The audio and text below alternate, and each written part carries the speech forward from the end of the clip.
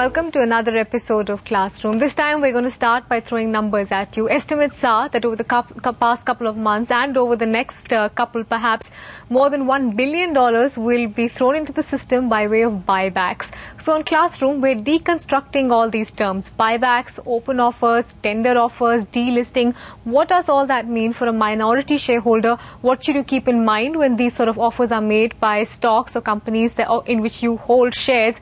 And what really is the 1, 2, 3 step process in order to decide whether you should participate or stay away? Two gentlemen who understand all these theories very carefully, Saurav Malik of Kotak Investment Banking and Somashekar Sundaresan, both join in to talk about that. Gentlemen, good to have you on the show. Som, I'm going to kick it off with definitions, and the first one is a buyback. How would you define that? A buyback is a process where a company buys back its own shares and extinguishes the shares. So the capital goes off the face of the balance sheet and the cash comes down and is distributed to the seller of the shares. Sort of, that's the main definition of it. Then comes the more important part of why a company would choose to do it. So what are the 1 or 2, 3 reasons why a company would choose to do a buyback? Typically a company would do a buyback when it has, let's say, surplus cash and it doesn't have alternate avenues to deploy that capital. So it is an efficient way of returning capital to the shareholders. That's typically why a company would do a buyback.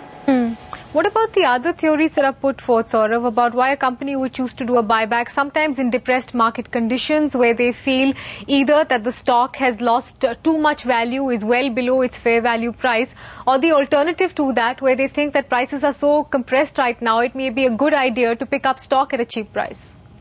The buyback also results in what is called a signaling effect, what you rightly said, that the management feels that the stock is undervalued and hence perhaps it should acquire some of its stock and it's the best investment around.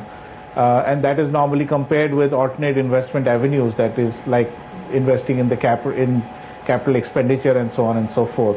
So when typically capital markets are depressed and you are acquiring shares from the shareholders, you believe that's the best investment around and there are no other alternate investment opportunities, including in capital expenditure, which are better than that.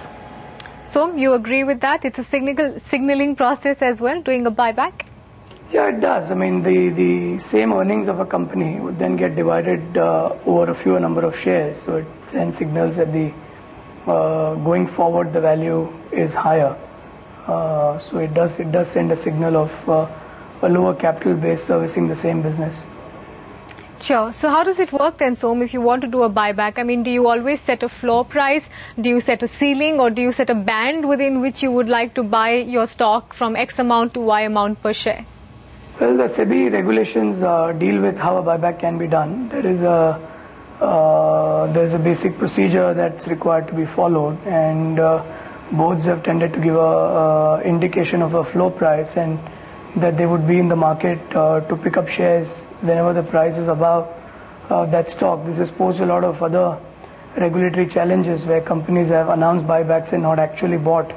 So the question that arose was whether this is a manipulative device to signal a price rise in the market. These are challenges, but the procedure is laid out in the regulations, which basically lets you intimate that you would spend X amount of money to buy shares. And there are also limits under the Companies Act that apply as to how much can you spend in a buyback. Challenges is an interesting term. So what about a minority shareholder? If a company in which I own stock is putting out a buyback offer, what is the 1, 2, 3 things that I should keep in mind on whether or not I want to participate in it? You're participating in a buyback, really, the question arises if it's a tender offer buyback where you get an opportunity to tender your shares. Sure. Most companies follow the open market buyback where they go out and buy shares in the market. So you may be selling your shares in the anonymous market system. Somebody else could be buying it, perhaps the company is buying it. So in a buyback, if you want to consider whether you should approve the resolution for a buyback, you've got to look at whether the board has indicated a fair floor price or whether the company would be better off with that much money getting out of the company's books towards buying shares rather than investing in the business. And 3, whether it makes sense to be selling shares at a time when you think the company could be out there buying back at a particular price or at above a particular price. Saurav, you want to comment on that point about criticism that companies face about the fact that they usually do it as a signaling process, as you said, but then the follow-through becomes quite weak? Yeah, I mean, I would tend to agree with what Som said, but I think as a shareholder, there are a couple of things that you need to look out for when you are looking at a buyback.